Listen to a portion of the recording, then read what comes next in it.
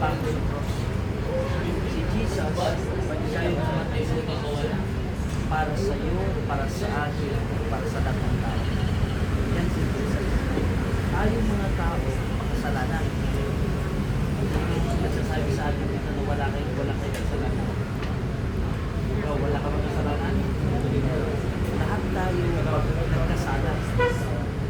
Pero, nangatay si Jesus para sa atin. Upang kasalanan mo, kasalanan ko, pinatawad sa Diyos.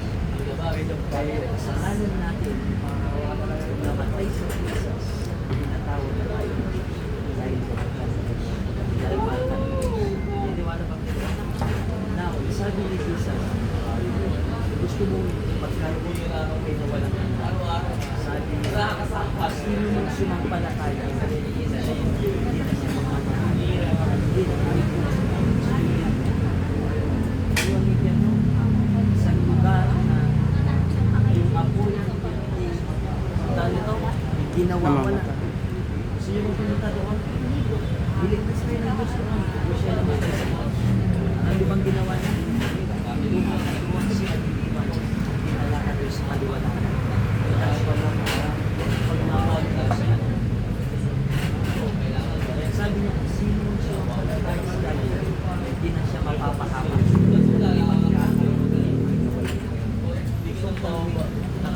Kailangan matay ba kayo alam nyo? Dalawa lang yung pupuntahan ng tao. Saan kayo doon? Langit. O, alam niyo naman pala. Pero, dahil tayo nagkasala, ang lahat ng tao pupunta ng sin. Pero kung si Jesus ay dumating para sa atin, ibuhan niya tayo doon upang tayo ay ligtas. Ganun ka kamahal ng Diyos. Ganun ka kamahal ng Diyos. Ganun tayo kamahal ng Diyos. Amen? Kaya sabi niya, sino magpupunta at sumampalataya sa Kanya? Tanong ko sa inyo, gusto niyo bang tanggapin si Jesus? Gusto niyo bang tanggapin si Jesus? Naniniwala pa kayo na namatay sa Diyos? Nililig at pag-iwapoy sa ilang araw? Naniniwala kayo doon? Okay. Sabi niya, pag kayo naniwala at sumampalataya sa Kanya, ililigtas ka niya sama ang buong pamilya. Gusto niyo ba yan? Okay, pwede ko ba kayo ipanalangin? Pwede ba? Pwede ba kayo tumikip?